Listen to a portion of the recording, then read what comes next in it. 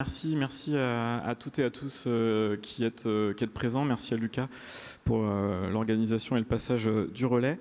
Je m'appelle Maxime Trocmé, je suis en charge du déploiement de la R&D chez Vinci et dans le cadre de mes missions, j'anime le lab Recherche Environnement aux côtés de Charlotte Roux de l'École des Mines qui sera parmi les intervenantes.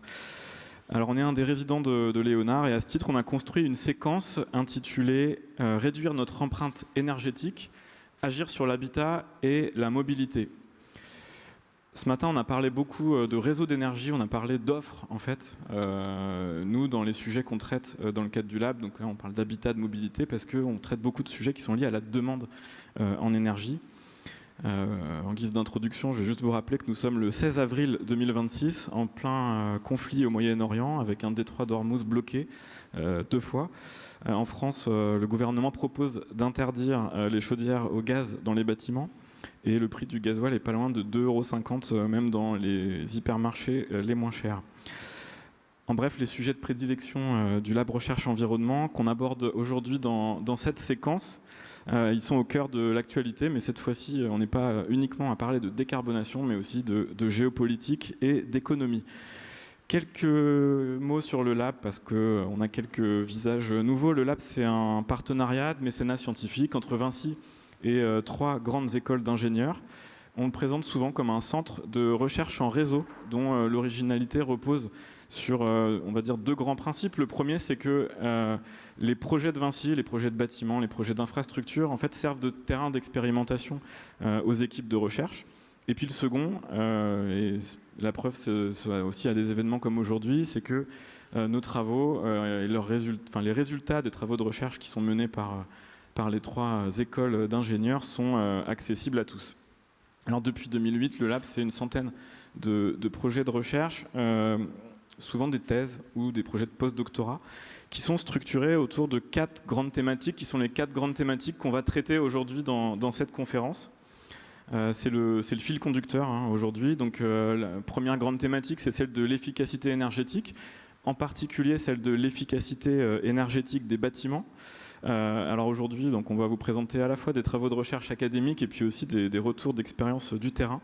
Donc sur cette thématique-là, on a la chance d'avoir avec nous Thierry Rieser, qui est l'ancien gérant de Enertech. Alors Enertech, je ne sais pas si vous connaissez, mais dans le monde de l'ingénierie, en particulier de l'efficacité énergétique des bâtiments, c'est un petit peu comme, je sais pas, Ferrari pour l'automobile.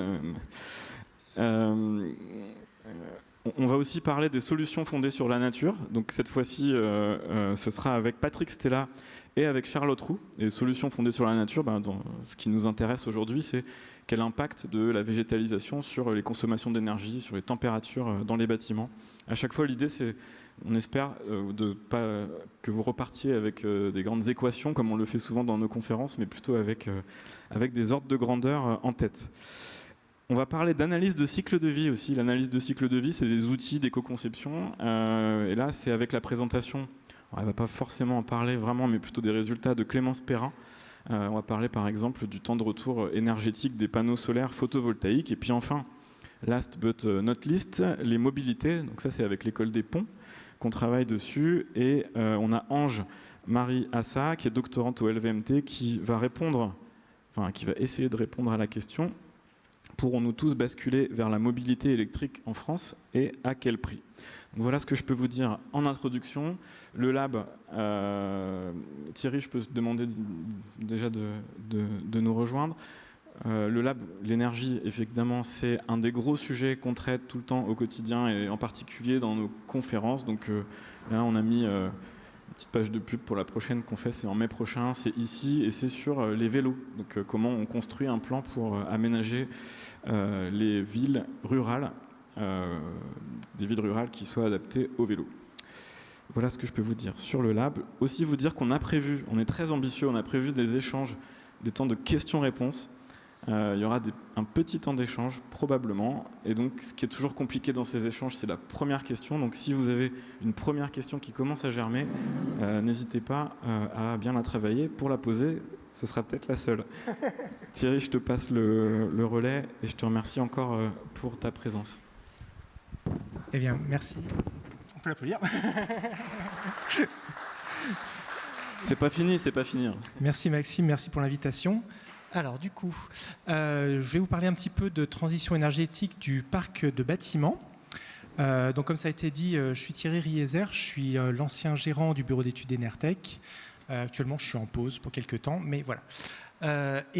Pour aborder la question du bâtiment, je voulais d'abord commencer par une bonne nouvelle, c'est que les acteurs de la prospective énergétique à horizon 2050 sont globalement d'accord, spécifiquement sur le secteur du bâtiment, sur un certain nombre de choses. On a pu le constater sur un travail qui a été piloté par l'ADEME de comparaison en fait, des principales hypothèses et conclusions des scénarios de transition énergétique. Alors c'est ceux qui ont été publiés en 2022, on ne connaît pas encore ceux qui vont être publiés l'année prochaine. Mais que ce soit Negawatt, l'ADEME, le Shift Project ou des études qui ont été menées par nos confrères de Pouget et Carbone 4, on a fait une publication commune. Alors elle est dans les sites internet de chacun des intervenants, mais là j'ai cité le lien de Negawatt puisque je fais partie de cette association. Et donc pour la rénovation en particulier, les messages communs étaient assez clairs. Accélérer le rythme de rénovation, accélérer fortement, convertir, donc gagner aussi en qualité, convertir des rénovations par geste en rénovations performantes dans la décennie à venir le plus vite possible. Prioriser les passoires thermiques, c'est là où l'efficacité économique des rénovations est la plus grande. Ça ne coûte pas plus cher de rénover une passoire, par contre le gain énergétique et le gain sur les factures est beaucoup plus important. Voilà, donc c'est les choses qui étaient, c'est les points qui étaient en commun des différents scénarios. Donc ce qui est intéressant de constater, c'est que ces conclusions-là, ces grands messages clés, ils sont indépendants de toutes les autres hypothèses de scénarisation. Je veux dire par là qu'on veuille le développement de l'énergie nucléaire ou qu'on veuille du 100% renouvelable, on arrive aux mêmes fondamentaux sur les besoins d'efficacité énergétique, en particulier sur le parc bâtimentaire. Donc voilà, l'illustration qui est ici, c'est dans le Shift Project. Ils avaient fait une modélisation du parc en termes de classe énergétique des bâtiments, classe du DPE. Donc on voit les étiquettes en rouge, les étiquettes des passoires thermiques qui disparaissent le plus vite possible et les bâtiments de type niveau de performance type BBC en classe A ou B qui deviennent la majorité du parc. Alors je précise aussi, pas la totalité du parc, mais ça on y revient juste après. Donc ça, c'est la version qui est dans le Shift Project. Là, je vais présenter celle que je connais un petit peu mieux et le graphique dynamique permet de montrer d'autres choses. C'est que si on représente le parc de logements ici en millions de logements, en milliers de logements, on voit en fait en jaune et en orange le parc existant au début du graphique en 2000 et on voit par-dessus le logement neuf qui se rajoute en bleu.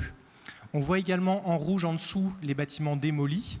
Et en bleu sur fond blanc, au-dessus, les bâtiments neufs qui remplacent les bâtiments démolis.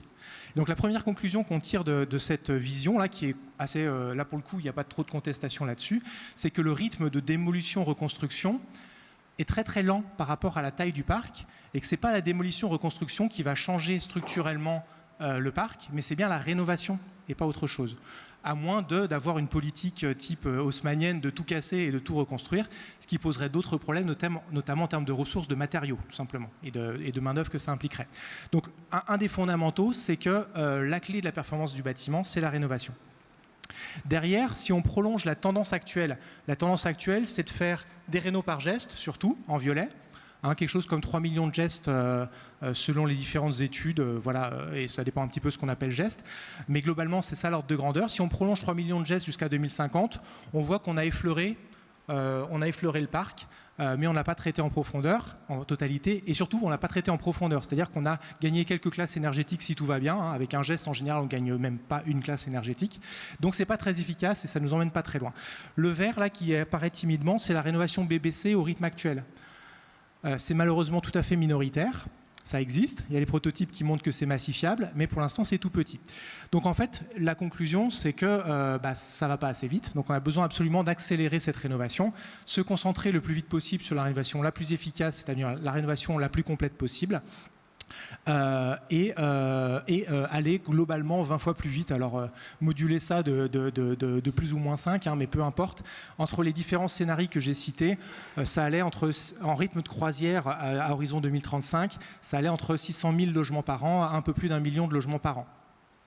Voilà, là où aujourd'hui, je crois que tout cumulé, si on a rénové 3000 maisons individuelles, on est déjà pas mal, et quelque chose comme 50 000 rénovations en logement collectif. Donc voilà, on a du grain à moudre, on a de la croissance devant nous, de l'emploi aussi à trouver dans cette rénovation performante, mais il faut surtout mettre le pied sur l'accélérateur et pas trop tergiverser sur la politique publique, notamment sur le soutien financier à la rénovation performante. Là-dedans, dans ce qui précède, là, je suis assez méchant avec les. Je reviens un tout petit peu en arrière. Je suis assez méchant avec les violets, là, les rénovations par geste. Pourquoi je suis aussi méchant ? Parce que ça peut paraître du bon sens de se dire qu'on fait petit à petit, ça va bien finir par en se cumuler, par faire quelque chose de performant à la fin. La réalité, c'est que le bâtiment, c'est un peu plus compliqué que ça.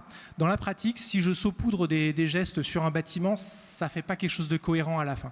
J'en veux pour exemple cet exemple-là, choisi pas tout à fait au hasard, parce que c'est un des plus faciles à comprendre, qui est issu d'un rapport que je vous conseille, la rénovation performante par étapes, qui a été fait par Enertech et Doremi. C'est sur la librairie ADEME, comme ce que j'ai cité précédemment. Et on se concentre ici sur l'interface entre l'isolation des murs par l'extérieur et les menuiseries. Donc si là j'ai une situation initiale pas isolée, une vieille menuiserie, en premier geste, allez hop, je mets des menuiseries toutes belles, toutes neuves. J'ai un peu entendu parler de confort d'été, donc je vais rajouter une occultation. Bon allez, ce qui est pas cher, je prends du volet roulant. Bon, c'est ce qui se passe dans 90% des cas, on va dire. Voilà, donc en général, première étape, ça donne ça. Et puis 10 ans plus tard, on se dit, quand même, il continue de faire froid dans ma maison, il va peut-être falloir que j'isole mes murs. Bon allez, ma maison s'y prête, on va le faire par l'extérieur. Et là, je viens avec mon ITE et j'essaye de faire ça. Et là, oups, y a un gros problème. Il n'y a pas la place au niveau du dormant de menuiserie. Le retour d'ITE en tableau ne peut pas se faire. Il y a mon rail de volet roulant qui est n'importe où au milieu du tableau qui va pas m'aider. Globalement, je ne vais pas faire le retour d'isolation sur le tableau parce que techniquement, il est quasiment impossible. Et je vais me retrouver avec un pont thermique massif, 20 cm de béton ou je ne sais pas quoi, qui va être pas isolé, qui va me créer un pont thermique et potentiellement des pathologies à cet endroit-là. Ça, c'est la vue en plan. La vue en coupe, elle est encore plus rigolote. Si mon coffre de volet roulant, je l'ai mis comme ça, ce qui là aussi 90% des cas, j'ai perdu de la lumière, j'ai perdu de la lumière du soleil. Et puis pareil, si je veux faire mon ITE comme ça, je me retrouve avec un pont thermique, quoi que je fasse, au sommet du plafond, au sommet du coffre de volet roulant, j'ai un pont thermique assez méchant, parce qu'on ne va pas se mentir, un coffre de volet roulant, c'est jamais très isolé, c'est jamais très étanche à l'air non plus. Et puis pareil, en bas d'une fenêtre, si vous avez déjà vu de près une fenêtre, il y a des petits trous en bas, c'est le drainage du fond de feuillure. Ça, c'est pour que l'eau qui tombe dans la feuillure puisse sortir. Donc forcément, on ne peut pas mettre d'isolant ni même la bavette à cet endroit-là, puisque ça empêcherait l'eau de sortir. Donc ça veut dire que là aussi, on ne pourra pas isoler en partie basse. Donc là, on est sur un cas d'interface où, si je n'ai pas spécialement réfléchi, je ne peux rien faire en termes d'isolation performante des murs. Enfin, en tout cas, j'aurai un pont thermique assez massif, voire des pathologies. Et même si j'ai un petit peu réfléchi, avant, par exemple, si j'ai prévu les dormants élargis de ma fenêtre, le volet roulant, lui, par contre, je n'ai pas vraiment de solution. Je ne vais pas faire tenir mes volets dans le vide en attendant de mettre de l'isolant en dessous du volet. Voilà. Donc c'est un cas où là il y a un vrai lock-in, il y a une vraie impasse qui est que si je fais mes fenêtres en premier et pas en même temps que l'isolation, je n'ai pas de solution corrective à l'étape 2. Évidemment, si je peux faire les deux en même temps, là il y a plein de possibilités qui s'ouvrent à moi de traiter les deux choses en même temps. Moi la possibilité que je préfère, qui est faisable surtout en maison individuelle, c'est de déplacer le nu de la menuiserie, la mettre plutôt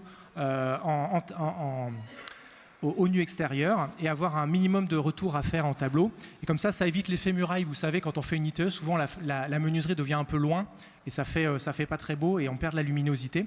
Alors que si on ramène la menuiserie en avant, c'est beaucoup plus joli. Il n'y a pas de pont thermique dans ce détail-là. Ça coûte globalement moins cher que d'avoir fait les deux étapes séparément et c'est plus esthétique et c'est plus performant. Donc en gros, il y a tout à gagner à faire les choses en même temps. Voilà, donc ça c'est un exemple un peu caricatural, vous m'excuserez, mais on peut généraliser un peu ce genre d'interface complexe à gérer. C'est l'objet du rapport où vous pourrez voir un grand nombre d'interfaces qui contiennent des petits pièges de ce type-là. Voilà, donc c'est pour ça qu'on est aussi méchant, notamment chez Negawatt, avec la rénovation par étape, et qu'on invite à faire de la rénovation complète. Alors vous allez pouvoir me dire peut-être, mais votre rénovation complète, là, votre BBC, ça marche ou ça marche pas? Alors là, j'ai de la chance aussi de pouvoir vous dire, oui, ça marche. En tout cas, en maison individuelle, je peux dire un oui franc et massif, puisqu'on l'a mesuré. Donc Enertech a eu la possibilité, grâce à un soutien de l'ADEME, à faire une campagne de mesure sur 100 maisons individuelles rénovées au niveau BBC.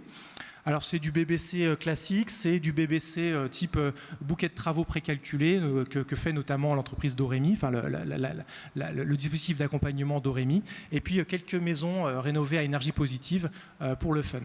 Voilà. En tout cas, ce qu'il faut retenir, c'est que ces maisons ont tenu leurs promesses. 95% de ces rénovations ont atteint leur niveau de performance calculatoire. Ce qui était une grosse surprise pour nous, parce que c'était calculé par du calcul RT, calcul réglementaire RT 2005 Réno, qui est, on ne va pas se mentir, un petit peu faux sur les bords. Le fait de tenir la performance qui était promise par ce mode de calcul, pour nous, c'était une très bonne nouvelle. Donc l'objectif est tenu, les gens ne s'y trompent pas puisqu'ils sont contents quand on les interroge sur leur satisfaction par rapport à la facture qui a baissé, par rapport au niveau de confort qu'ils ont obtenu, par rapport à la qualité des travaux aussi, avec des fois quelques réserves, mais globalement la satisfaction est excellente. On pourrait citer aussi que le confort d'été est meilleur après rénovation qu'avant rénovation. Un logement rénové ne devient pas une bouilloire, au contraire, l'isolation protège du chaud comme elle protège du froid, avec quelques gestes que les gens adoptent tout à fait naturellement. Je précise aussi par rapport à l'intervention précédente qui mentionnait l'effet rebond. Dans cette campagne de mesure, on n'a vu absolument aucun effet rebond. Les gens se chauffaient à 20 degrés en moyenne dans ces maisons rénovées au niveau BBC. Ce qui veut dire aussi que quand on atteint un niveau de confort global, c'est-à-dire qu'il n'y a plus de pont thermique, il n'y a plus de point froid dans la maison, les gens se contentent tout à fait de 19, 20, 21 degrés. Et 20 degrés en moyenne, c'est tout à fait acceptable et tout à fait intéressant. On a aussi fait des mesures de qualité d'air, mais bon, là, voilà, on ne va pas pouvoir tout développer. Je vous invite là aussi à consulter le rapport de cette campagne de mesure qui est tout à fait passionnant et qui a donné aussi lieu à une suite qui s'appelle Perfin 2, où on a pu croiser encore plus la mesure avec l'approche sociologique, creuser le confort d'hiver et le confort d'été, et aller plus loin sur divers aspects qu'on n'a pas pu explorer dans la première campagne de mesure. Deuxième, donc je vous ai dit en maison individuelle ça marche, là oui clair, franc et massif, la rénovation complète et performante ça marche.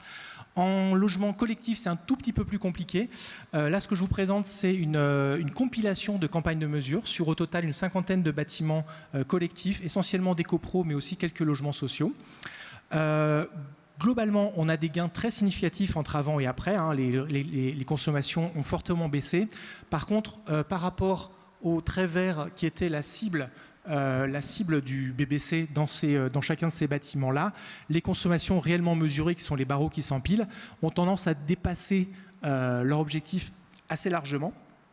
Alors, pour différentes raisons, la plupart de ces opérations visaient un niveau BBC initialement, mais finalement, en cours de route, ont renoncé en tout ou partie à certains travaux, ce qui, pour des raisons compréhensibles, c'est-à-dire c'est toute la difficulté de la prise de décision en copropriété en particulier, quand ça se met à coûter cher, quand il faut décider ensemble de changer toutes les fenêtres, quand il faut prendre des décisions un petit peu courageuses et coûteuses, évidemment il y a de la perte en ligne, ça se comprend et ça demande un accompagnement tout à fait particulier. Donc voilà, une des premières difficultés, c'est prendre la décision ensemble de rénover et d'aller jusqu'au bout, donc la première chose, mais aussi il y a des éléments un peu techniques qui expliquent certaines de ces contre-performances. Donc voilà, contrairement aux maisons individuelles, 82% des consommations supérieures à l'objectif de CEP calculé. Donc là, voilà, c'est beaucoup moins intéressant. Et donc, dans les écueils, alors, effectivement, la prise de décision elle est compliquée, d'autant plus qu'on a eu constaté des éléments qui n'étaient pas incitatifs du tout. C'est-à-dire que souvent, la prise de décision est guidée par le calcul qui est fait par les bureaux d'études en cours de rénovation, en cours de conception. Et le calcul, il est assez optimiste, en particulier en logement collectif. Et il a tendance à dire, finalement, pour faire du BBC, il suffit de faire ci, il suffit de faire ça. Et souvent, la conception, elle est faite par le bas. C'est-à-dire, je rajoute un peu d'isolation, je complète un petit peu ma performance jusqu'à être BBC. Et surtout, je ne vais pas plus loin. Alors que nous, on conseille plutôt de faire l'inverse, c'est-à-dire de commencer par principe à faire une rénovation complète et performante globale. On isole tout, on voit où ça nous mène, et puis on regarde d'un point de vue technico-économique qu'est-ce qu'il faut enlever pour que la rénovation soit réaliste. Ça n'amène pas forcément aux mêmes conclusions. Voilà. Bon, ça c'est un petit enjeu de conception. Et puis après, d'un point de vue vraiment technique, on a une vraie vigilance sur la régulation terminale. La régulation terminale, c'est quoi? C'est qu'est-ce qui dit au chauffage de s'arrêter de chauffer quand il fait assez chaud. Et là aussi, je reviens sur l'effet rebond. Quand on isole un bâtiment et qu'il n'y a pas de régulation terminale performante, il fait plus chaud, pas parce que les gens le veulent, mais juste parce que la régulation terminale n'arrive pas à arrêter le chauffage. D'accord ? Qu'est-ce qu'on a vu dans cette campagne de mesure ? Sur l'ensemble des logements qui sont sans régulation terminale, c'est-à-dire les radiateurs, il y a juste un robinet simple pas robinet thermostatique, on a mesuré 22 degrés en moyenne. Dans ceux qui sont équipés d'un robinet thermostatique dans tous les logements, on a mesuré 21,5 degrés en moyenne. On gagne un demi-degré. C'est pas mal, mais c'est encore pas tout à fait satisfaisant. Dans les logements qui sont équipés d'un thermostat capable de couper en tout ou rien le chauffage, on a mesuré 20 degrés en moyenne. Pareil que dans les maisons individuelles rénovées BBC. D'accord ? Ça veut dire quoi ? Ça veut dire que quand on mesure 22 degrés dans un bâtiment, il ne faut pas conclure trop vite qu'on a un effet rebond. Il faut commencer par se dire, attendez, la régulation terminale robinet thermostatique, ça marchait très bien dans les passoires thermiques et les bâtiments des années 80. Dans un bâtiment performant, ça n'est plus suffisant. C'est d'ailleurs l'intérêt du décret régulation, dont vous avez peut-être entendu parler, qui a amené d'ailleurs sur le marché des solutions vachement intéressantes, dont les robinets thermostatiques électroniques, donc qui coupent tout ou rien le chauffage, qui l'arrêtent totalement, ce que n'est pas capable de faire un robinet thermostatique, et qui marche non pas sur pile, mais sur un effet Peltier. Et ça devient très intéressant parce qu'on n'a pas le problème de maintenance des robinets thermostatiques électroniques programmables qui étaient sur pile avant. Donc voilà, il y a une autoroute à mon sens aujourd'hui pour faire de la rénovation avec régulation performante de ce type-là. Les autres surprises qu'on a eues, c'est l'importance des consommations d'eau chaude sanitaire, ECS pour les intimes, et notamment les consommations de bouclage. Le bouclage, c'est ce qui permet dans une installation d'eau chaude sanitaire collective de faire circuler de l'eau chaude jour et nuit, 24 heures sur 24, 365 jours par an, pour que dès que vous ouvrez le robinet, vous ayez de l'eau chaude et accessoirement qu'il n'y ait pas des bactéries qui se baladent dans l'eau chaude, et notamment les questions de légionnelle. Donc ça vous assure de l'eau chaude rapide et de l'eau chaude propre. Sauf que ce bouclage, la plupart du temps, il est mal isolé, voire pas isolé du tout, et que on n'a pas toujours le réflexe de surisoler ce qu'il faudrait faire systématiquement, ces réseaux de bouclage. Et donc, on s'est retrouvé avec des installations où 60% de la consommation d'eau chaude sanitaire, c'est les pertes du bouclage, et 40%, c'est l'épuisage. D'accord ? Et ça, c'est une moyenne. On a vu pire. Il y en a vu 80% de pertes de bouclage. Donc voilà. Donc il y a un énorme enjeu là-dessus qui est un peu négligé par les bureaux d'études. Il faut absolument s'astreindre. Et c'est pas facile pour les entreprises. Je suis le premier à le reconnaître. Il faut s'astreindre à aller ramper dans les gaines techniques pour aller mettre de l'isolant sur les réseaux de bouclage qui s'y situent. Voilà. Donc c'est pas forcément facile à faire, mais c'est un enjeu hyper important. Voilà, là aussi je vous invite pour aller voir plus d'infos à aller voir sur le site d'Enertech cette étude qui s'appelle Capitalisation CoPro qui a été faite pour Île-de-France Énergie Rénovo. Je crois que j'en ai fini pour ma présentation, ce qui devrait, je ne sais pas si on enchaîne ou si on garde quelques questions. Merci beaucoup.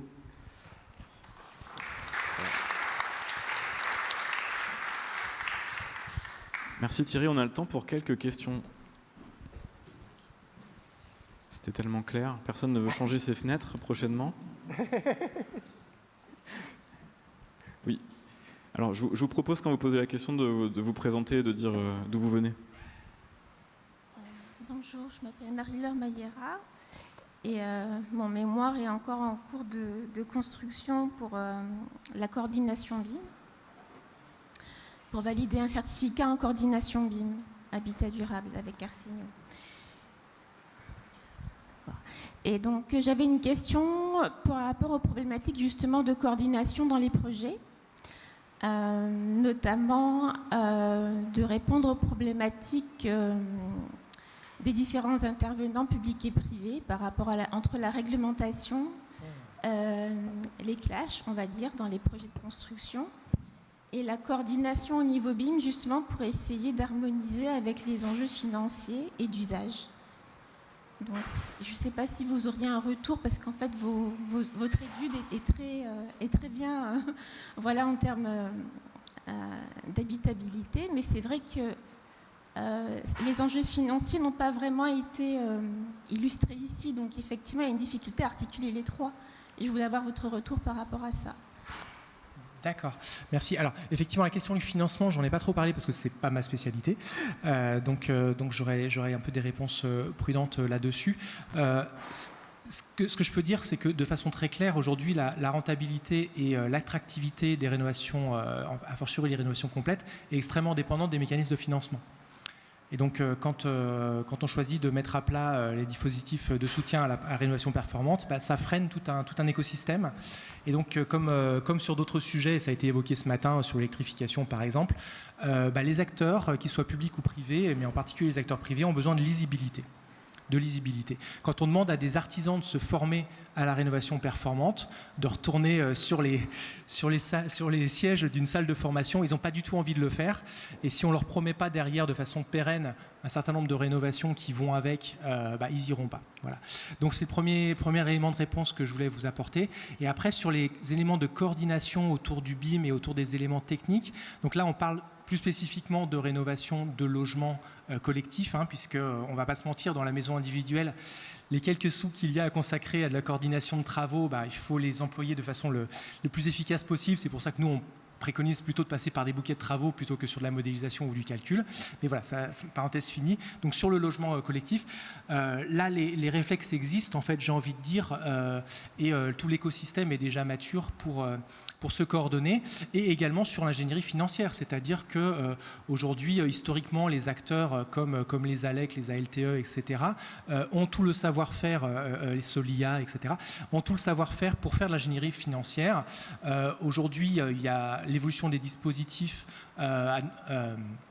a fait quelques changements sur cet écosystème, et notamment des acteurs privés se sont développés pour faire cet accompagnement, ces AMO qui sont devenus obligatoires sur la rénovation performante. Donc l'écosystème bouge, mais les compétences sont là. Donc j'ai envie de dire, allons-y, quoi. Mais encore une fois, ce qui manque et ce qui empêche de massifier aujourd'hui, c'est la lisibilité et la force du soutien des politiques publiques, du soutien financier, tout simplement, à la rénovation performante. Voilà. Plus la question, alors, encore un autre élément, la coordination avec le maître d'ouvrage. J'ai déjà parlé de la difficulté de la prise de décision en copro.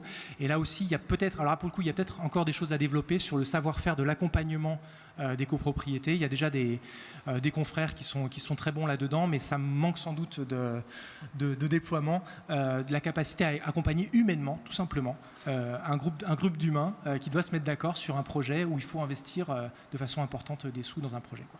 Voilà. Merci. Est-ce qu'il y a une autre question ?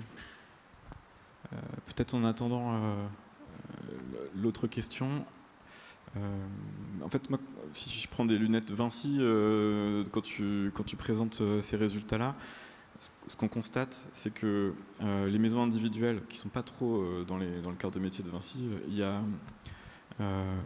une belle adéquation entre ce qui était prévu et finalement le résultat, alors que sur le collectif, là, il y a vraiment beaucoup plus d'aléas, et c'est ce que tu disais, donc il faut aller un petit peu faire son enquête, etc. Mais je veux dire, ça conforte aussi sur le fait qu'il y a de l'ingénierie à développer vraiment spécifique sur le logement collectif ou sur les bâtiments collectifs. On peut mettre le tertiaire dedans aussi. Oui, tout à fait. Il y a sans doute plus de marge de manœuvre et de solutions intéressantes à trouver. Je vais prendre un exemple aussi sur la ventilation et sur la question des pompes à chaleur, puisqu'il y a une thématique électrification aussi. La pompe à chaleur en logement collectif, sur le papier, c'est super génial. Ça permet peut-être aussi d'éviter d'avoir à forcément faire une rénovation tout à fait complète et décarbonée dans de bonnes conditions, etc. Sauf que c'est pas l'endroit où c'est le plus facile de mettre une pompe à chaleur, en fait. C'est-à-dire que si vous avez un immeuble avec une toiture terrasse, une toiture pente, en plein Paris, vous n'allez pas mettre une pompe à chaleur collective en toiture. Les ABF ne seront pas d'accord. Vous ne sauriez pas vraiment où la mettre, vous ne sauriez pas vraiment où prendre l'air. Donc peut-être qu'il faudrait la mettre plutôt en sous-sol, prendre l'air sur la rue, mettre des pièges à son pour pas que ça casse les oreilles aux passants. Enfin bon, voilà. C'est pas si simple que ça. Même si vous avez une toiture terrasse plate, c'est pas sûr que structurellement elle accepte la chaufferie, etc. Il y a des questions acoustiques aussi. Et surtout, les 2 tiers à peu près des logements collectifs sont en chauffage individuel. C'est-à-dire qu'il n'y a pas le réseau de chauffage qui passe de logement à logement. Donc typiquement, si on a une colonne de chaudière à gaz, techniquement c'est faisable. De mon point de vue d'ingénieur, je sais faire. J'enlève toutes les chaudières gaz, je tire un tuyau à la place et je fais une distribution collective en lieu et place d'une colonne de chaudière. Ça économisera même de la place dans les logements et les gens seront plutôt contents. Sauf que ça va pour conséquence que les gens qui ont l'habitude de payer leur propre facture énergétique vont devoir se mettre d'accord pour payer ensemble une facture collective de chauffage. Petit changement d'état d'esprit, se faire confiance les uns aux autres pour que la répartition des charges soit juste.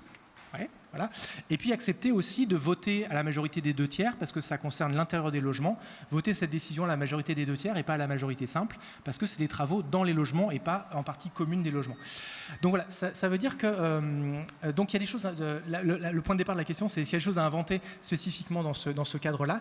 Donc oui, complètement. Et j'aimerais aussi dire qu'il y a un truc qui me chagrine dans l'évolution du marché de l'offre des solutions techniques. Petit signe aux fabricants, s'il y en a dans la salle, à une époque, il y avait quelques fabricants qui faisaient des pompes à chaleur qui étaient capables de récupérer la chaleur sur l'air extrait pour faire de l'eau chaude sanitaire et ou du chauffage. Et ces machines-là ont disparu du marché, malheureusement, alors que pour moi, il y a un potentiel énorme. Moi, je suis un fervent défenseur de la ventilation double flux, mais en maison individuelle, c'est faisable. En logement collectif, c'est très, très compliqué. On l'a déjà fait, mais c'est quand même des opérations un peu exemplaires. Alors que récupérer la chaleur sur l'air extrait, soit on le fait avec une double flux, soit on le fait avec une pompe à chaleur. Et finalement, en collectif, c'est beaucoup plus facile de le faire avec une pompe à chaleur, surtout, encore une fois, si on a une toiture terrasse, etc.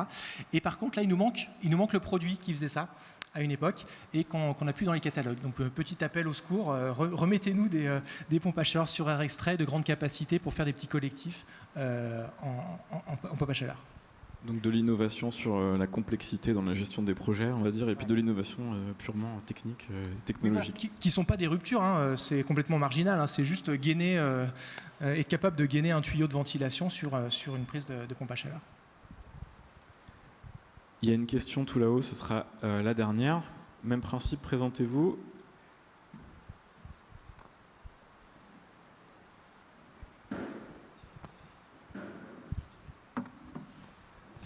Bonjour, Floris, ingénieur et architecte. Vous avez présenté en 2022 plusieurs scénarios, puis après vous êtes réunis pour vous accorder sur des points convergents. Est-ce que là, et donc c'était aussi dans le cadre des élections, est-ce que vous allez chercher à refaire différents scénarios, puis après avoir des points de convergence? Est-ce que vous allez en proposer qu'un seul? Est-ce que vous allez être plusieurs à construire plusieurs scénarios, mais donc vous parlerez d'une seule et même voie, mais avec justement plusieurs variantes? Quelle est votre stratégie au regard d'une éventuelle actualisation des scénarios que vous avez présentés?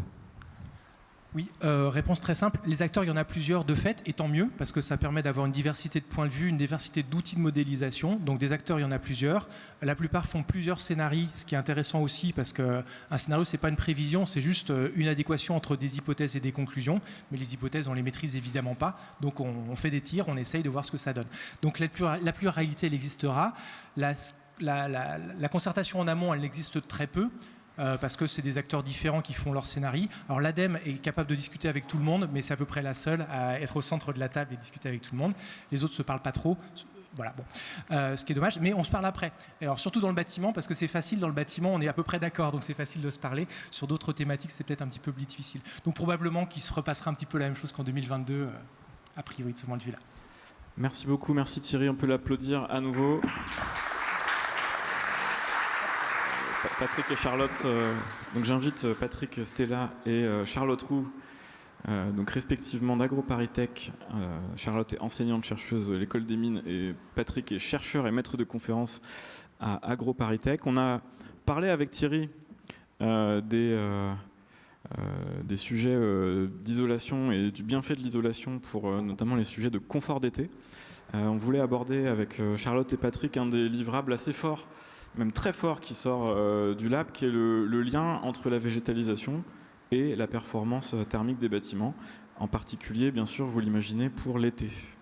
Donc je vous passe la petite zapette.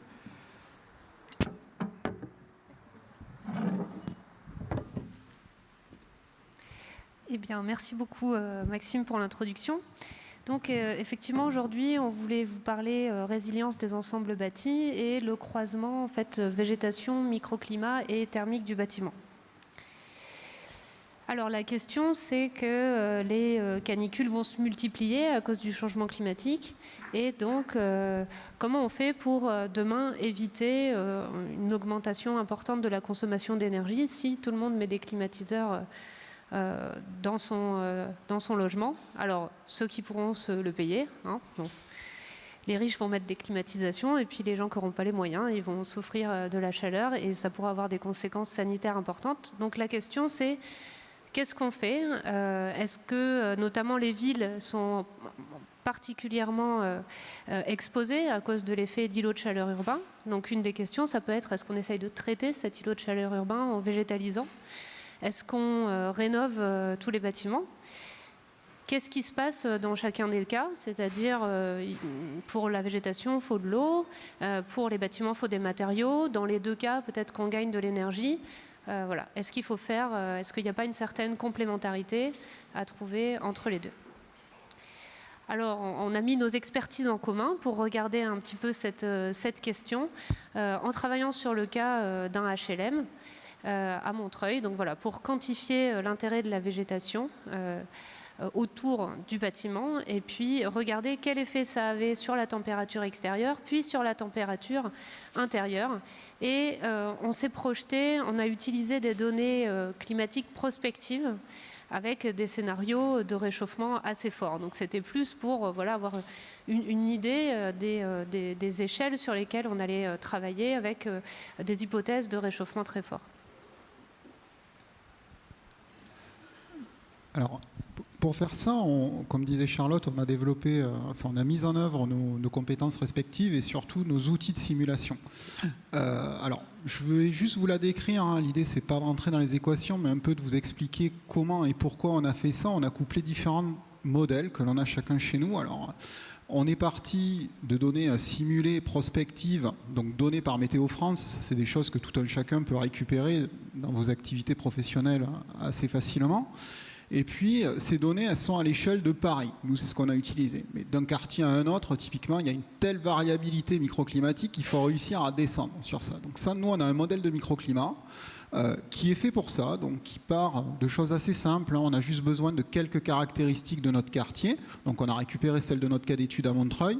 Et puis, on met notre végétation en proportion qui nous intéresse, 50%, 100%, 20%. On peut choisir l'espèce, etc. On peut descendre assez facilement.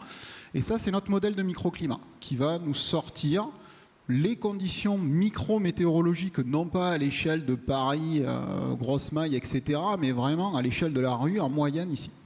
Et ces données-là, climatiques extérieures, on les a données à nos collègues de l'école des mines, qui eux ont leur modèle énergétique du bâtiment. Donc, ils ont une nouvelle température, de nouvelles conditions microclimatiques extérieures, ils les réintègrent dans leur modèle pour le climat intérieur, et ils disent, finalement, avec cette température extérieure-là, je vais avoir tant de degrés à l'intérieur. Et puis, pour aller toujours un peu plus loin, justement, pour voir un peu l'effet cette fois-ci, non pas que sur la température intérieure, mais sur la consommation énergétique, là, on a les simulations, le modèle de simulation d'énergie, et puis on est allé jusqu'à de l'analyse ACV pour aller quand même plus loin dans nos résultats.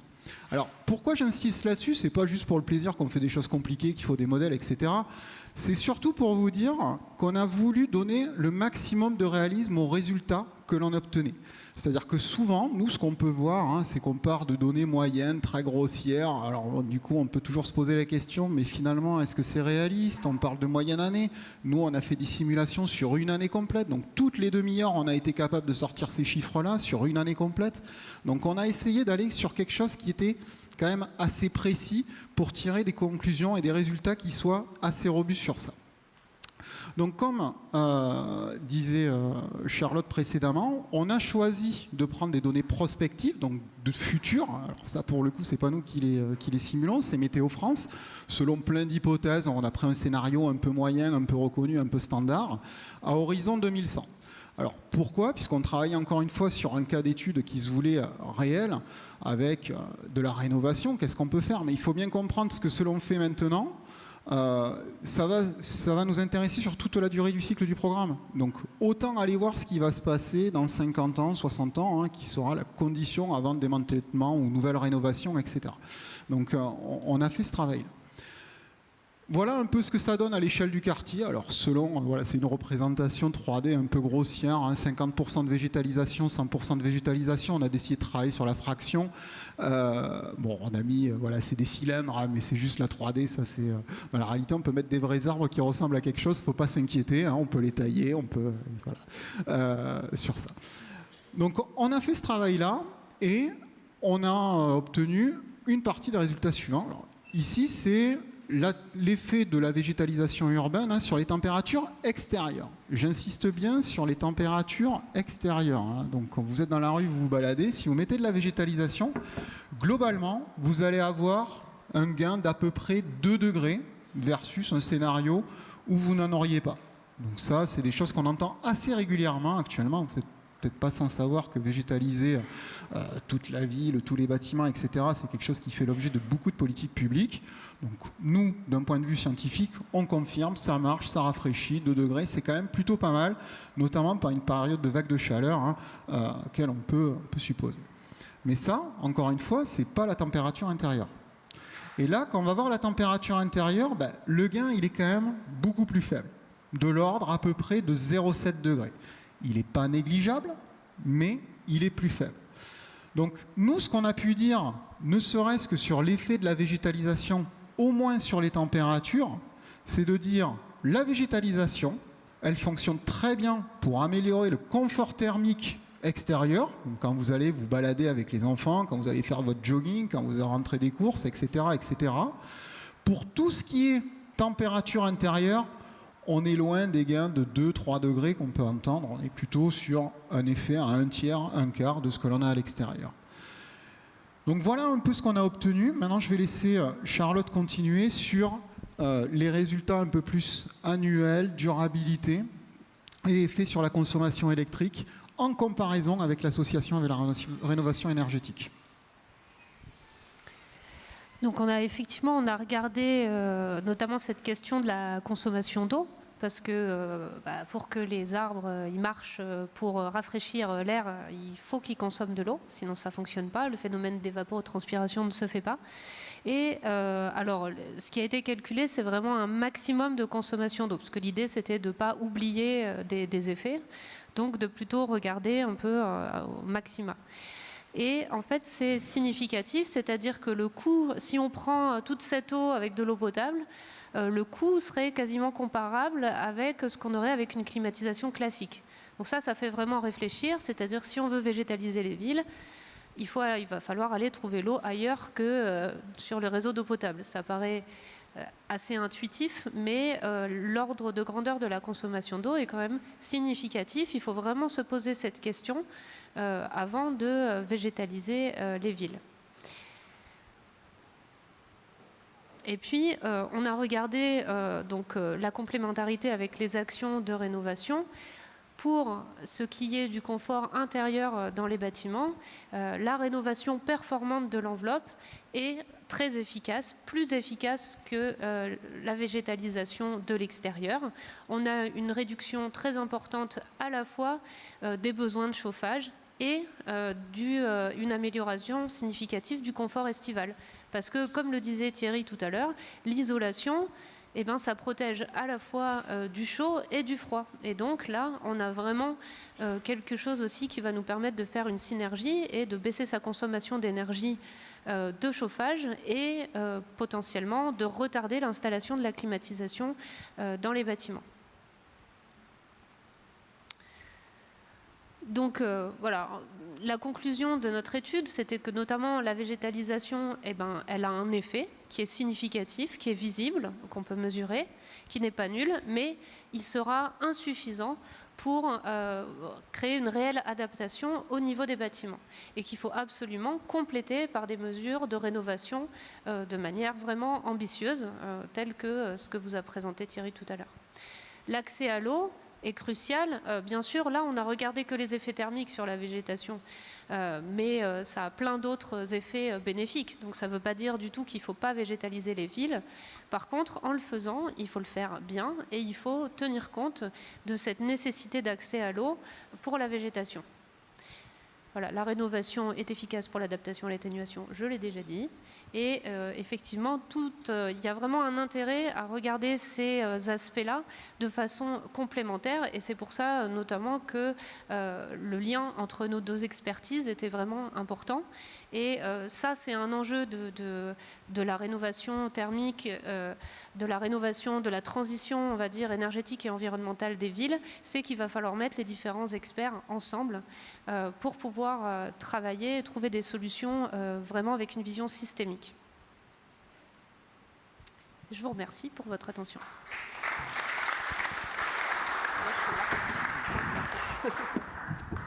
Alors si vous avez des questions, je vous invite à les retenir. On va prendre les questions à l'issue des 2 autres présentations. Donc je vous invite à bien les retenir. Charlotte et Patrick reviendront sur scène juste après. En attendant, on accueille... Vous pouvez les applaudir à nouveau, évidemment. En attendant, on accueille sur scène Clémence Perrin et Ange-Marie Assa. Alors Clémence, je disais tout à l'heure, elle est doctorante chez Sunmind, donc chez Vinci Concessions, donc c'est une doctorante CIFRE. Tout à l'heure, Pierre Enjolras expliquait que les jeunes diplômés étaient bienvenus chez Vinci. Le doctorat CIFRE, c'est une façon aussi d'arriver et d'être recruté chez Vinci. Donc, avis aux amateurs et aux amatrices. Et puis Ange-Marie Assa, elle est doctorante dans le cadre du Lab Recherche Environnement à l'École des Ponts, au LVMT. Normalement, son encadrant ne doit pas être très loin, Nicolas Coulombel, que vous connaissez si vous suivez nos conférences du Lab.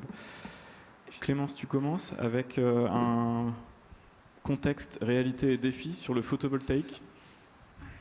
Merci Maxime pour l'introduction. Du coup, effectivement, je vais vous parler du solaire photovoltaïque dans le contexte mondial et français. Quelques éléments sur la réalité, ce que ça représente, et sur les défis que ça pose. Donc tout d'abord, vous voyez ici à droite l'évolution de la capacité de puissance photovoltaïque installée au cours des dernières années. Pour avoir quelques ordres de grandeur, en 10 ans, les installations photovoltaïques elles ont été multipliées par 10 dans le monde et le coût des modules photovoltaïques a été, lui, divisé par 10.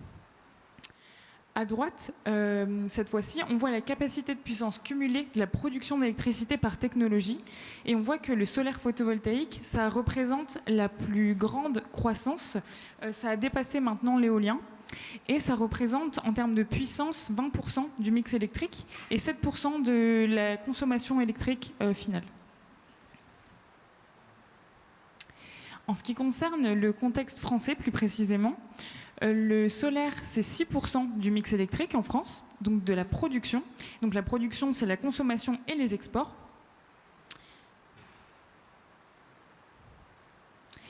Et pour vous expliquer un peu plus concrètement comment ça fonctionne, le solaire, donc tout d'abord, ça va dépendre de la zone géographique dans laquelle on se trouve, puisque c'est lié à l'irradiation solaire, qui est inégalement répartie, donc qui se mesure en kilowattheures par mètre carré. Par exemple, en Afrique du Nord, ce sera à peu près le double d'irradiation que dans le nord de la France. Donc, à cette énergie lumineuse reçue, par exemple, on va prendre 1300 kWh par an par mètre carré en France. Cette énergie qui est reçue par les panneaux photovoltaïques, on va lui appliquer un rendement qui est de 22% pour les panneaux modernes, les panneaux les plus récents, et qui nous donne ensuite du coup environ 290 kWh par an par mètre carré à la sortie de ces panneaux, qui sera du courant continu, qui va ensuite passer dans des onduleurs pour être converti en courant alternatif et être utilisé domestiquement. J'ai ensuite préparé 3 questions un peu générales qui reviennent souvent sur le solaire et je vais essayer de vous donner quelques éléments, quelques ordres de grandeur. La première question, c'est quel est le temps de retour énergétique d'un panneau solaire ? Alors le temps de retour énergétique, c'est le temps que va mettre un panneau à produire plus d'énergie qu'il n'en a utilisé pour être fabriqué. Donc ça va dépendre de sa production d'électricité, comme je viens de le dire, et donc de là où il est installé. On compte ce temps de retour énergétique d'1 an dans le sud de l'Europe contre 1,3 ans dans le nord de l'Europe. Sachant qu'un panneau, c'est une installation photovoltaïque, c'est une durée de vie de 25 à 30 ans. Deuxième question, c'est est-ce que le solaire, c'est une énergie compétitive ? Alors maintenant, la réponse, c'est oui, principalement pour les centrales au sol, les grandes centrales, qui ont un coût de 5 centimes du kilowattheure contre 16 centimes pour les installations en toiture. Donc si on compare les centrales photovoltaïques à d'autres types de production énergétique comme le nucléaire ou l'éolien, on voit que c'est une énergie qui est compétitive pour les centrales au sol. Donc ça, ce sont des chiffres de l'IEA et de Greenpeace. Et la dernière question, c'est est-ce que le solaire photovoltaïque, ça contribue à l'instabilité du réseau à cause de son intermittence ? Alors du coup, le solaire, c'est une source fiable, mais qui est intermittente.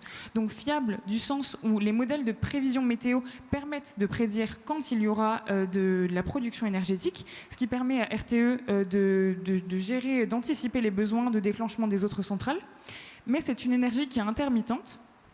Et pour ça, en France, on bénéficie donc de stockage hydraulique qui permet de pallier à ça, et également d'un maillage électrique avec les autres pays d'Europe, donc qui nous permet de lisser les variations locales. Une autre solution pour pallier à cette intermittence, c'est de coupler les centrales photovoltaïques avec des systèmes de stockage. C'est précisément ce sur quoi se porte mon sujet de recherche, qui est du coup l'optimisation des opérations d'un système de stockage par batterie couplé à une centrale photovoltaïque. Et je vais analyser les compromis entre les performances économiques et environnementales. Donc en fait, je vais utiliser 2 stratégies de dispatch pour la batterie, une qui va être de minimiser les émissions du réseau et une de maximiser les revenus. Donc il y aura différentes décisions qui vont être prises pour la charge et décharge de la batterie, et je vais pouvoir ensuite comparer les émissions évitées et les revenus générés.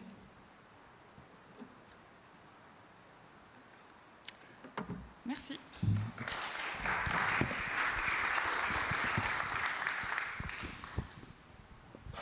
Présentation suivante par Ange qui va répondre à la question de la diffusion et des opportunités économiques liées à la mobilité électrique. Merci Maxime pour l'introduction. Bonjour à toutes et à tous. Je suis Ange-Marie Assa, doctorante en transport à l'École nationale des ponts et chaussées. Et aujourd'hui, le travail que je vais vous présenter s'inscrit dans le cadre d'un projet de recherche qui vise, au-delà des débats actuels sur les voitures électriques, à véritablement chiffrer le bilan associé à la transition de la mobilité thermique à la mobilité électrique en France, et surtout dans un contexte d'interdiction probable de la vente des voitures thermiques en France à partir de 2035. Donc, nous avons quantifié les coûts associés à cette transition pour 3 types d'acteurs de la société, principalement les ménages, l'État et la société elle-même. Mais avant d'entrer dans le détail des chiffres, il est important de rappeler certaines hypothèses clés de cette étude. Donc, la première hypothèse, c'est que nous avons considéré un véhicule moyen représentatif qui a une durée de vie qui est estimée à 20 ans. En ce qui concerne la batterie, nous avons estimé sa durée de vie à 10 ans, et donc on suppose qu'on aura un remplacement de la batterie à la moitié de la vie du véhicule. Et enfin, nous avons considéré un ménage français à revenu moyen pour nos calculs. Et donc, le premier résultat qui a été évalué à travers un indicateur qu'on appelle coût total de possession ou TCO. Il s'agit tout simplement de l'ensemble des coûts qui sont associés à la voiture sur tout son cycle de vie, donc depuis l'achat par le particulier jusqu'à sa fin de vie, en passant bien sûr par les dépenses liées à l'utilisation. Et donc nous avons comparé les coûts totaux des possessions pour 4 types de motorisation, l'essence, le diesel, l'électrique et l'hybride. Et comme on peut le voir sur le graphe, le véhicule électrique a le coût total de possession le plus faible, et donc est le moyen aujourd'hui, demeure un choix qui est le plus avantageux pour les ménages en 2035. Et on le voit à travers la partie bleue qui représente les coûts d'achat. Même si le véhicule a un coût d'achat qui est plus élevé que pour les autres modes, ce sont des coûts qui sont compensés par différents facteurs, notamment l'énergie, parce que le fait d'utiliser l'électricité est moins cher que l'essence ou le diesel sur une même distance parcourue. On a aussi la simplicité des pièces de la voiture électrique qui engendre au final moins de coûts d'entretien.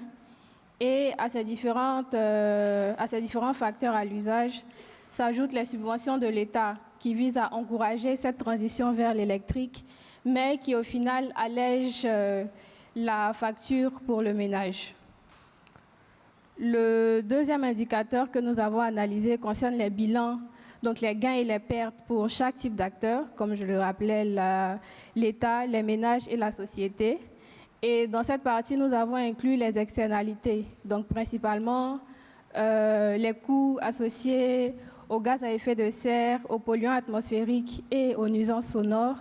Et comme on peut le constater sur le graphe, quand on s'intéresse aux ménages, on a un bilan qui est très positif, de plus de 20 000 € sur tout le cycle de la voiture. Donc c'est le bilan de la transition du mode thermique au mode électrique. Au contraire, quand on s'intéresse à l'État, on se rend compte que ce bilan il est très négatif, donc environ moins 20 000 € du côté de l'État. Et cela est dû principalement au fait que non seulement l'État va financer les subventions pour l'électrique, mais l'État va perdre une partie de ses recettes, notamment les taxes qui étaient prélevées sur le carburant ou encore les malus pour le véhicule thermique qui ne sont plus perçus dans ce cas. Et quand on s'intéresse à l'ensemble de la société de manière générale, on a un bilan qui est légèrement positif en 2025 grâce à une réduction des impacts climatiques et sanitaires. Et le troisième critère que nous avons analysé concerne le bilan à long terme. Donc nous avons considéré une période de 2025 à 2070 en supposant un renouvellement progressif de la flotte de véhicules à travers la valeur actualisée nette. Et donc le premier constat, c'est que si on s'intéresse seulement au volet économique, qui est la courbe en vert clair juste en bas, on a un bilan qui est très positif et qui ne fait qu'accroître sur le long terme, estimé à plus de 326 milliards d'euros. Par contre, quand on ajoute les impacts sur l'environnement, donc les externalités, ce bilan pour la collectivité, il double pratiquement pour passer à plus de 600 milliards d'euros. Donc cela pourrait, d'une certaine mesure, justifier l'investissement initial de l'État. Et puisque sur le long terme, plus on avance dans le temps, plus la France tire profit de cette transition. Donc on a une vraie création de valeur, non seulement pour l'économie, mais aussi pour l'environnement. Et donc le constat qui est fait à partir de cette étude, c'est que ici, dans le cadre de cette étude, on ne s'est pas vraiment intéressé à l'évolution des comportements. Alors qu'aujourd'hui, on a beaucoup parlé d'effets rebonds, j'ai entendu. Passer d'un véhicule thermique à un véhicule électrique peut engendrer ce qu'on appelle effet rebond, dans le sens où, par exemple, si rouler à l'électrique coûte moins cher, certains pourraient tenter de parcourir plus de kilomètres avec leur véhicule, ou on aura aussi des cas où certains pourraient carrément abandonner les transports en commun pour rouler en voiture électrique. Et donc ces nouveaux kilomètres parcourus pourraient réduire ou annuler les bénéfices qui ont été calculés dans le cadre de cette étude. Donc mon projet de thèse intervient à ce niveau pour compléter ce travail. Et principalement, j'utiliserai des outils de simulation multi-agents, spécialement le logiciel MATSIM, qui me permet de représenter les décisions à l'échelle de l'Île-de-France, qui est l'échelle de mon travail de stage. Et donc, dans le logiciel, je pourrais éventuellement représenter les réactions réelles face à l'évolution des mobilités, dans le but de quantifier les impacts, qu'ils soient positifs ou négatifs. Et l'objectif ultime dans le cadre de ce travail, c'est vraiment de comprendre sous quelles conditions la mobilité électrique peut réellement constituer un bénéfice pour toute la société et surtout sous quel niveau de déploiement également on a un bénéfice pour toutes les parties prenantes. Je vous remercie pour votre attention.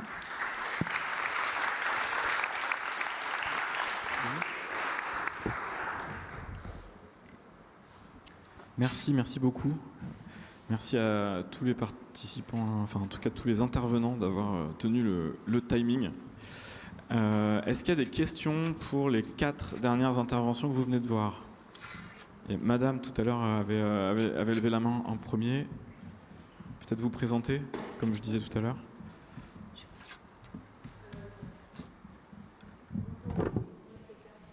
Je suis là pour me renseigner un peu plus sur les énergies renouvelables.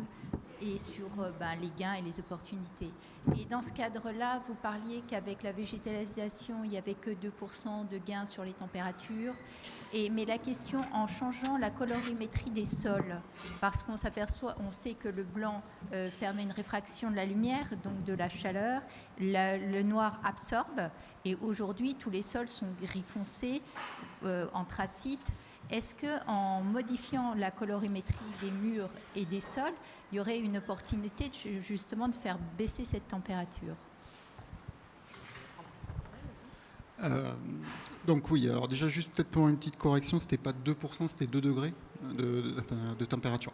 Alors oui, changer la couleur des surfaces, effectivement, c'est un des leviers qui existe, qui est utilisé évalué par plein de chercheurs, y compris plein d'opérationnels. Je crois d'ailleurs qu'il y a une filiale de Vinci qui travaille là-dessus.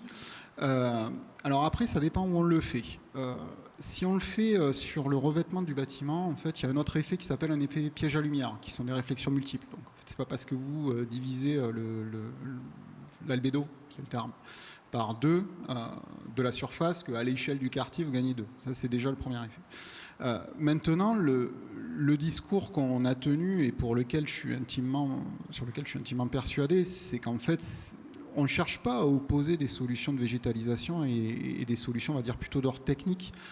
De toute façon, c'est le mix des solutions qui marchera.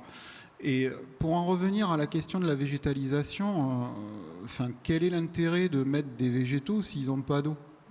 Donc j'ai envie de dire à ce compte-là, oui, c'est d'autres solutions qu'il faut envisager. Par contre, tant qu'on a de l'eau, je veux dire, on a évalué des coûts qui sont ce qu'ils sont, qui peuvent paraître beaucoup, mais qui peuvent être compensés par plein de méthodes, récupération des eaux de pluie, etc. Donc c'est quoi qu'il arrive un mix entre les deux qui doit être utilisé, et c'est pas du tout ou rien, c'est trouver un optimum par rapport à un mix de solutions. Oui, en complément, mais c'est bien ce que je dis, ouais. Oui. Alors après, il n'y a pas que ça. C'est-à-dire que ce phénomène-là, il est aussi lié au caractère. En fait, les matériaux urbains stockent beaucoup plus de chaleur et vont la relarguer beaucoup plus lentement. Donc, c'est un des aspects, la couleur, mais on peut aussi jouer sur le type de matériaux, leur capacité, leur conductivité thermique, etc., etc. Il y avait une main levée dans le public. Bonjour. Pascaline Benoît, je suis chargée RSE chez Vinci Construction Grand Projet. Ma question est la suivante. Sur l'étude qui a été menée pour la comparatif entre véhicules électriques et thermiques, est-ce que vous avez pris en considération l'aspect élimination du véhicule et des batteries en particulier ? L'aspect élimination dans le sens où on a un renouvellement progressif du parc, c'est ça? Non, élimination du véhicule en lui-même, en fait. Ah, ok, les coûts associés après la fin de vie du véhicule. Oui, ce sont des coûts qui sont intégrés parce qu'à la fin, on a soit pour les batteries et le véhicule, on a soit le recyclage des batteries, des pièces du véhicule, ou leur élimination. Donc, c'est des coûts qui sont pris en compte dans les calculs.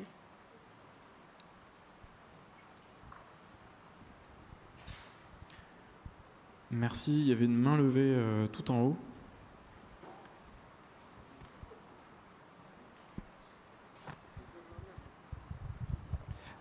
Bonjour, je suis ingénieur dans la vie, mais ma question, je la pose en tant que citoyen.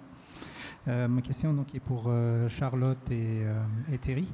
Donc en fait, j'ai vu que vous avez mesuré les 2 degrés sur la différence de température de l'air, mais j'ai l'impression que les 2 degrés peuvent donner l'impression que c'est que 2 degrés, alors qu'un corps humain qui est exposé au soleil, il va absorber la chaleur par convection, mais aussi par rayonnement.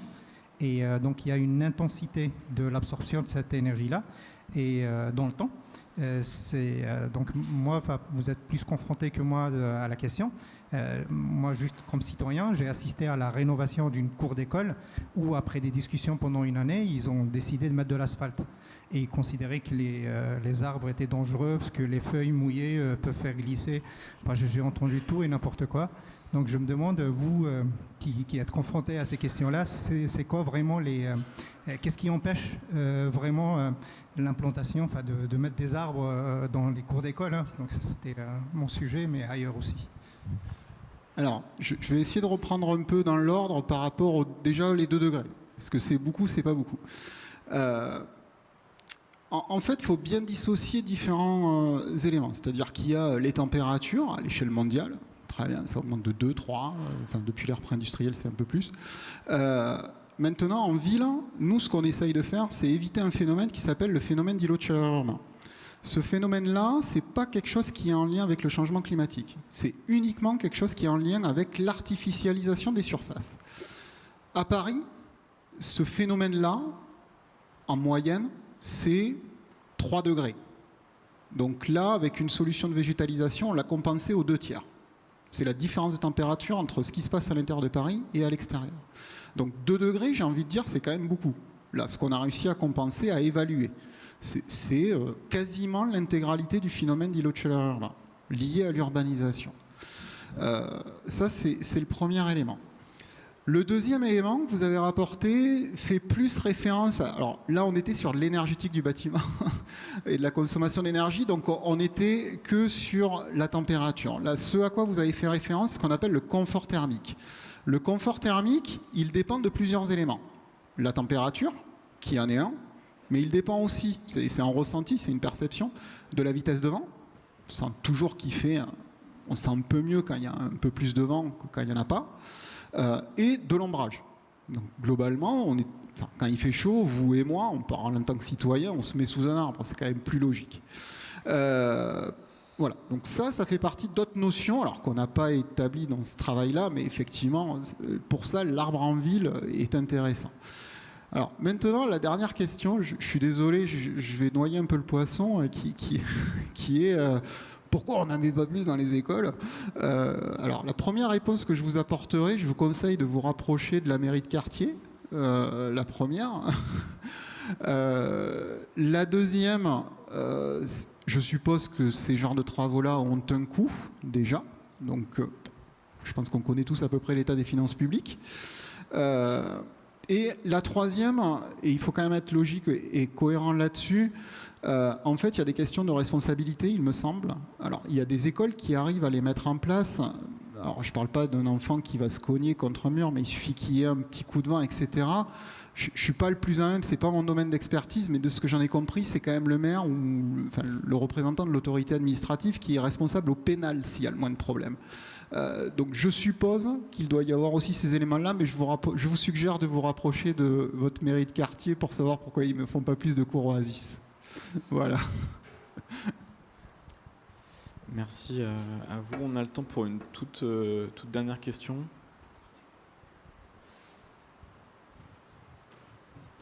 Il y a une main qui se lève là-haut.